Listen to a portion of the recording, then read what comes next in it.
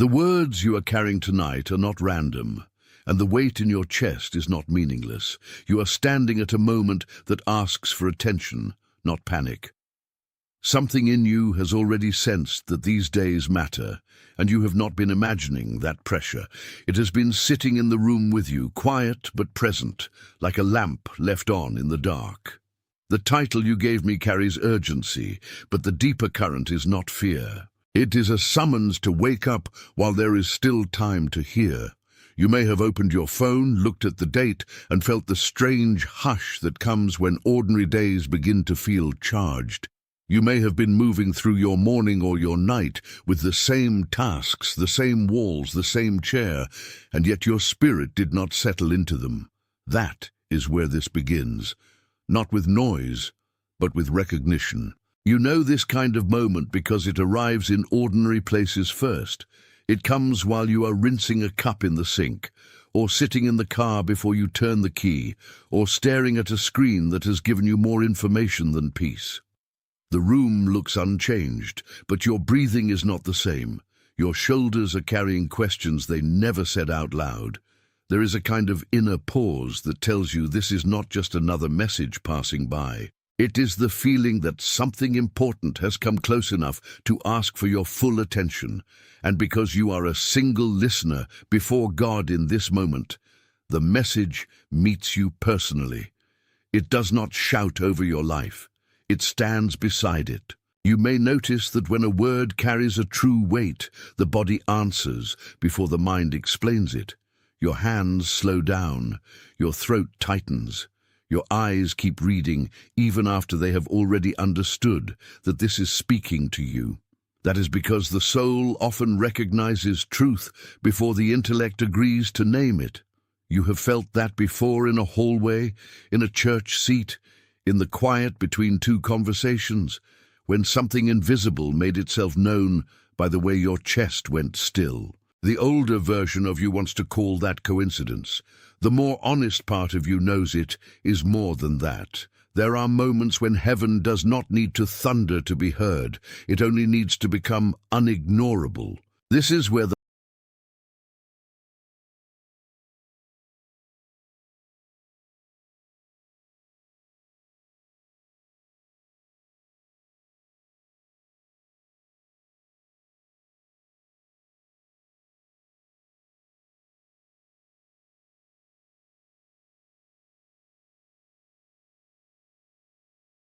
attention you need to prepare now. I put together an exclusive resource for those who feel set apart for something greater, but live surrounded by noise, distractions, and mental overload. This is a 30-day journey that will transform your life. A guided path to armor your mind and prepare for what's coming with daily practices of focus, boundaries, and discipline. Stop negotiating with the noise. Learn to spot distractions before they control you, and strengthen your mind.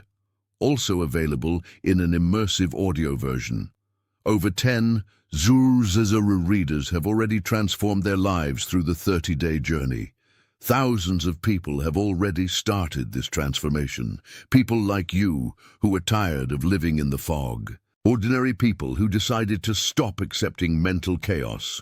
Take advantage of this limited time offer only this month. Access your link just below in the pinned comment. Message turns from atmosphere to interpretation. What you are sensing may be a call to discernment, not a verdict of doom. It may be a gentle warning that not every loud thing deserves your trust, and not every urgent thing deserves your obedience. The old habit is to rush, to explain, to scroll past the ache, to pretend the nervous system is not speaking. But what is being revealed now is quieter and truer than that. There is a difference between fear that enslaves and conviction that clarifies. One fractures you, the other gathers you. And if you keep listening, the pressure in the room can become guidance instead of confusion. The first choice is simple, though it is not shallow. You can keep treating this as background noise, or you can receive it as a mercy that arrives before the door closes. The difference will show up in your next decision, in the next conversation, in the way you carry your evening when no one is watching. A word like this never comes only to inform you. It comes to reposition you. Stay close, because what follows is meant to uncover why your spirit has not been able to relax around these dates, and why that unrest may be speaking with more wisdom than you expected. There are seasons when the calendar itself seems to lean toward you, not because the numbers are magical, but because time can become a mirror. You look at 3 marked days and feel something tighten, as if your inner life knows those spaces are not empty. You do not need superstition to understand that patterns can become reminders. A surgeon does not ignore a pulse because it is subtle, and you do not need to ignore the faint signal that keeps returning whenever you remember these days. The question is not whether the dates themselves control you. The question is what they are exposing in you.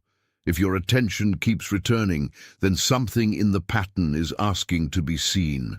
The phone in your hand, the calendar on the wall, the note you saved and did not delete, all become part of the same quiet witness. You are not being hunted by time. You are being invited to notice it. In the middle of ordinary life, that invitation lands in the body first. Maybe it is the small drop in your stomach when you remember the dates. Maybe it is the way your breathing shortens when someone mentions what is coming. Maybe it is the way your sleep becomes lighter, as though some inner watchman refuses to be fully at rest.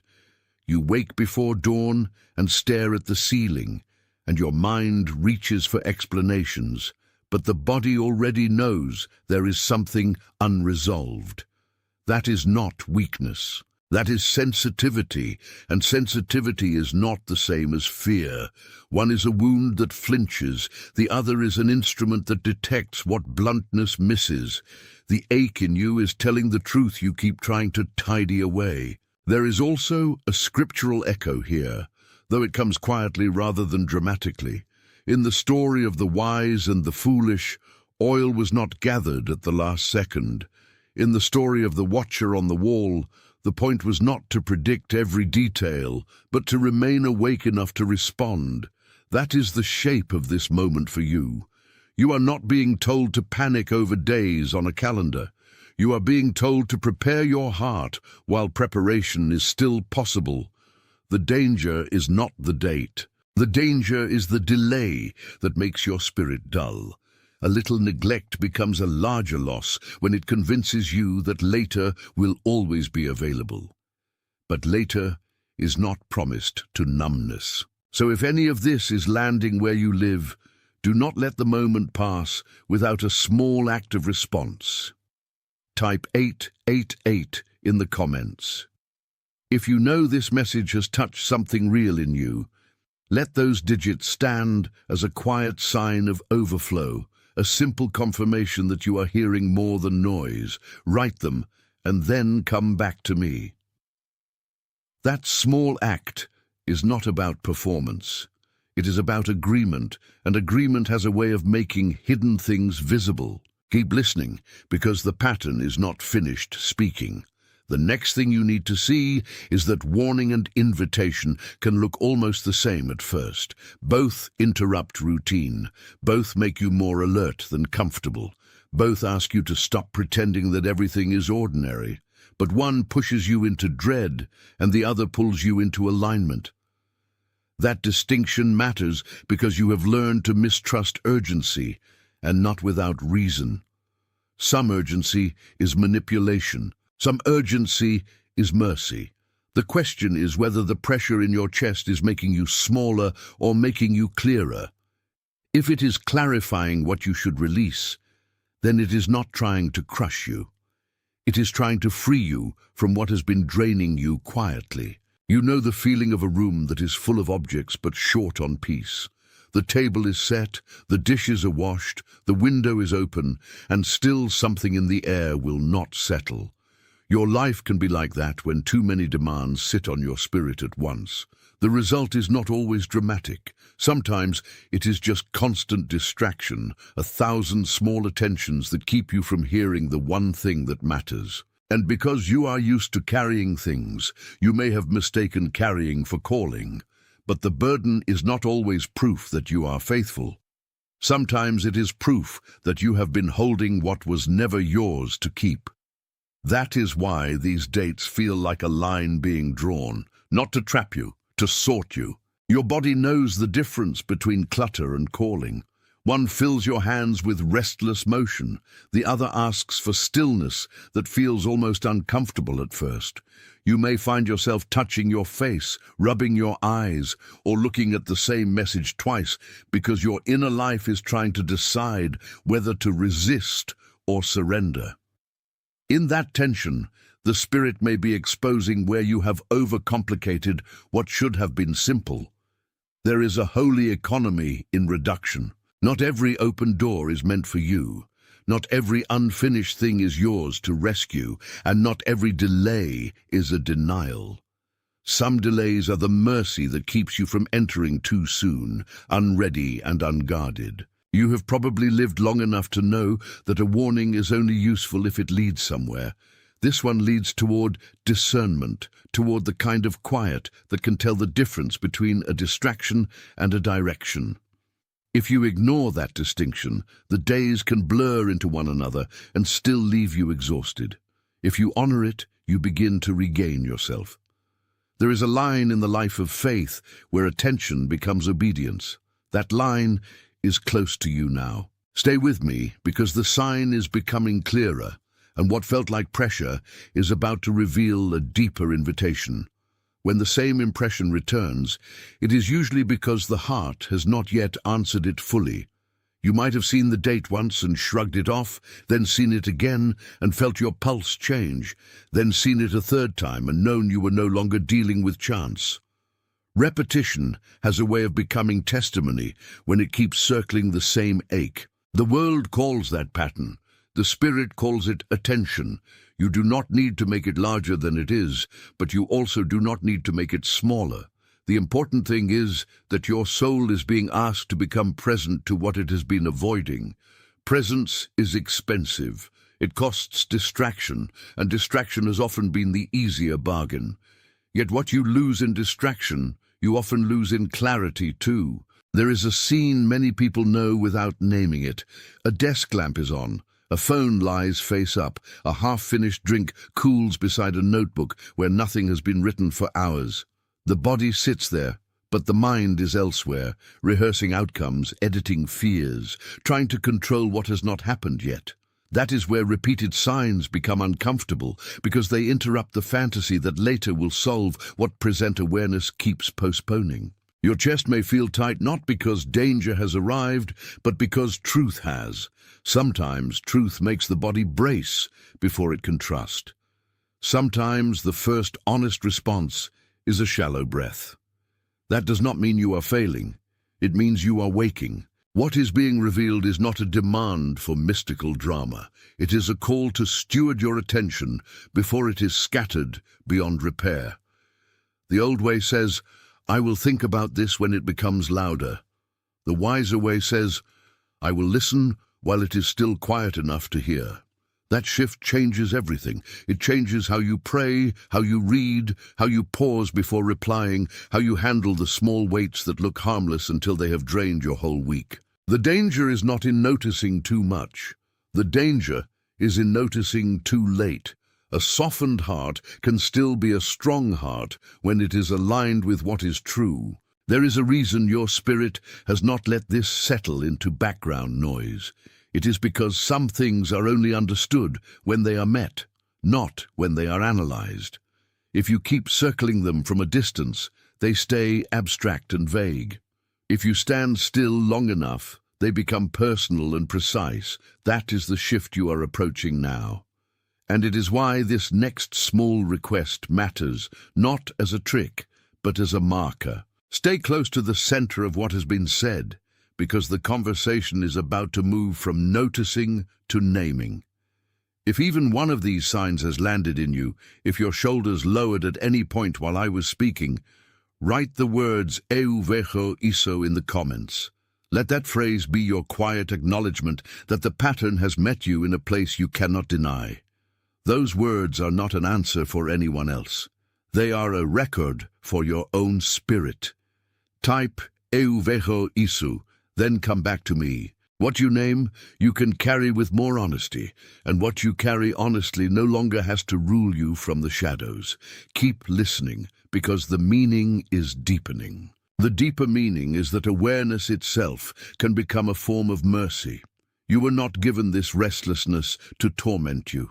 You were given it so you would not sleep through a threshold. A threshold is not a punishment, it is a passage. And passages require a kind of courage that does not always feel dramatic from the inside. Sometimes courage looks like sitting up straight when your body wants to collapse. Sometimes it looks like letting a question remain open long enough to receive an answer that does not flatter you. Sometimes it looks like admitting that the old explanation no longer fits what you are living through. That is how growth often arrives, not as applause, but as friction. In the kitchen at night, with the refrigerator humming and a single spoon left in the sink, you can feel how small the room becomes when your thoughts are loud. The same is true inside your life. Too many unsorted impressions make even a simple day feel crowded. Yet there is a grace in being reduced to what is essential. You stop performing certainty. You stop pretending every delay is an enemy. You stop calling confusion your identity. Instead, you begin to separate signal from noise. And that separation is part of your protection. The fog does not always leave because the storm ends. Sometimes it leaves because you stop feeding it. This does not mean everything becomes clear at once. It means you are being led into clearer obedience, one step at a time. There is a difference between knowing the whole map and knowing the next faithful step. The second is usually what you are given. The first is what you keep trying to demand. But the soul learns its best lessons in partial light. That is why the most important things in your life have often been understood in fragments before they ever became a full picture. A lamp does not light the whole road. It lights the next few steps, and that is enough to keep you moving without pretending you control the horizon. You are being shown, little by little, that the choice is not between panic and passivity. It is between awareness and avoidance. If you ignore the signs, you may still move forward, but you will move forward divided. If you receive them, you begin to move forward gathered. That difference will show up in your tone, in your patience, in the decisions you no longer make out of pressure. A single honest response can save you a long season of inner noise. So stay with the thread, because the pattern is not trying to frighten you. It is trying to recenter you. What returns to you now is not merely a warning, but a measured rhythm, like footsteps in a hallway you know is approaching your door. You can hear them only if you stop layering your own noise over them. That is what the next stretch of this message requires. Less reaction, more listening. The dates themselves are not the master. The way you respond to them is where the spiritual weight lives. And because that weight can be misunderstood, you need steadiness more than speculation. What follows is not about chasing hidden meanings. It is about allowing the obvious meaning to sink deep enough to change you. You have probably had days when you felt pulled in two directions at once. One part of you wanted to keep moving, keep producing, keep answering everyone, while another part of you wanted to lock the door, sit on the edge of the bed, and just be quiet for a while. That split is often where discernment begins. The body senses that not every invitation is safe, and not every delay is pointless. Yet the mind can become addicted to explaining away what the spirit has already recognized. The result is a weariness that looks normal from the outside but feels like sand in the bones. That is why this message keeps returning. It is not because you are too slow. It is because your inner life refuses to be rushed past the place where truth is waiting. Think of the sound of an old clock in a quiet house. It does not argue. It does not raise its voice. It simply keeps marking what is passing. In the same way, there are moments when time itself becomes a witness against denial. You may not like that. Most of us do not. But the witness is not cruel. It is faithful. It tells you that what has been overlooked is still there, and what has been ignored is still asking for a response. That kind of honesty can feel heavy, especially if you have spent months trying to survive by keeping certain things out of sight. Yet what stays hidden does not stop shaping you. It only keeps shaping you from below the surface. There is also comfort here if you are willing to receive it. A witness is not always an accuser. Sometimes it is the part of reality that agrees with what your deepest self has been saying all along. That is why the strain in you may actually be a mercy. You are not losing your mind. You are being pulled toward alignment. And alignment often feels like discomfort before it feels like relief. The muscles resist before they release. The breath catches before it deepens. The old story fights the new one before it yields to it. That is not failure, that is transition. If you keep your heart open, the days ahead may not be calmer in every external sense, but they can become cleaner in the way you carry them. You will know which impulses are noise and which are direction. You will know when to answer and when to remain still. You will know when something is trying to rush you out of peace.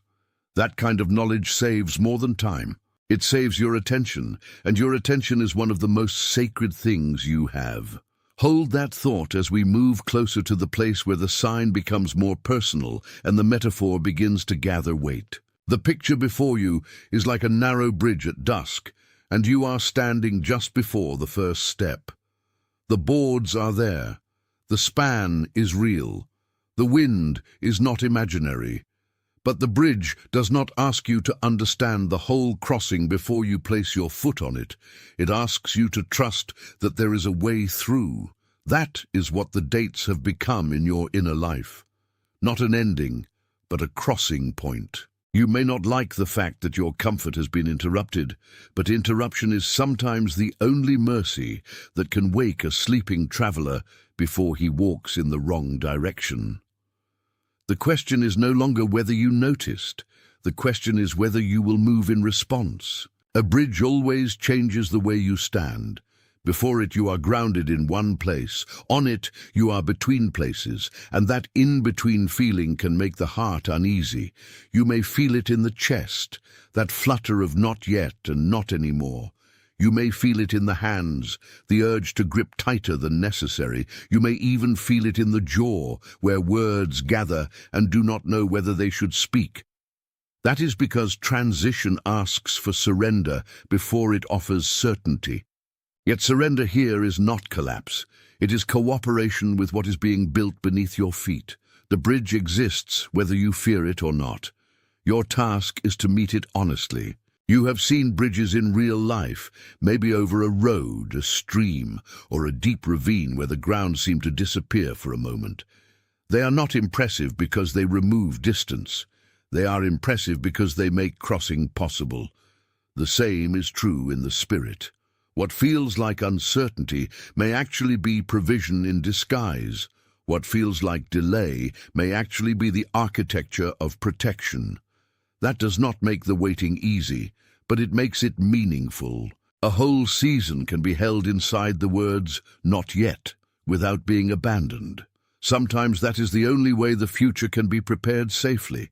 And if you learn to see the bridge before the fear, you stop confusing tension with failure. There is a cost to refusing transition. You can stay on one side long after the invitation has arrived and still call it safety. But what is safe is not always what is faithful. Sometimes the familiar side is only familiar because you have stood there too long. The bridge calls you to move with what is being revealed, not with what is merely habitual. That is why your inner resistance has been so loud. Habit likes to pretend it is wisdom, but wisdom knows when a season has changed, even before the outer world catches up. That is the kind of discernment being asked of you now. So do not insult the moment by shrinking it into ordinary worry. It is bigger than that and kinder than that. It is a threshold with a hand extended. If you grasp it, you will not lose yourself. You will begin to recover what fear has scattered. And that recovery does not happen in one leap. It happens in measured steps, with attention, with honesty, with the courage to keep moving, even while your pulse is still catching up. Stay with me, because the bridge is opening wider, and the next sentence matters more than the noise around it. You may have noticed that the same image keeps returning because the spirit understands repetition as reinforcement, not boredom. The bridge, the threshold, the crossing, the step, they all point to the same truth. You are being asked to respond rather than merely react. That matters because reaction is fast but shallow, while response is slower and deeper. Reaction comes from fear, pride, or habit. Response comes from alignment, and alignment is what keeps a life from splitting under pressure. You have enough pressure already. You do not need the added weight of pretending you have no choice. You do have a choice, and it begins with where you place your attention. The sign in front of you is not there to predict every detail of what will happen on those dates. It is there to awaken the part of you that knows how to prepare without becoming consumed. There is a great difference between preparing a heart and obsessing over a timetable. One makes you steadier, the other makes you smaller, and the size of your soul matters more than the size of your worry. If the dates become a shrine to fear, they will drain you. If they become a reminder to stay awake, they can serve you. The meaning is not fixed by the calendar. It is shaped by the posture you bring to it. That posture can be seen in small things. The way you set down your phone instead of letting it chase you. The way you turn off the light and let the room be quiet long enough for your thoughts to settle. The way you choose a slower breath before a hurried answer. These are not insignificant acts. They are the kind of practices that create room for clarity. You do not need theatrical language to understand them. You need discipline and tenderness at the same time. Discipline keeps you from drifting. Tenderness keeps you from turning vigilance into cruelty. Both are part of the same obedience. The old life, the reactive life, keeps insisting that you must have all the facts before you can be peaceful. But peace does not always arrive after facts. Sometimes peace is the ground on which facts are finally seen clearly. That is why this message is not asking you to control the bridge. It is asking you to trust that it has been given, and if a bridge has been given, then the refusal to cross becomes its own kind of answer. Not crossing is also a choice. So is listening. So is surrender. And you are being led toward a choice that will not leave you unchanged. By now, the image is no longer just a bridge in the distance. It is a place where your feet have almost already been.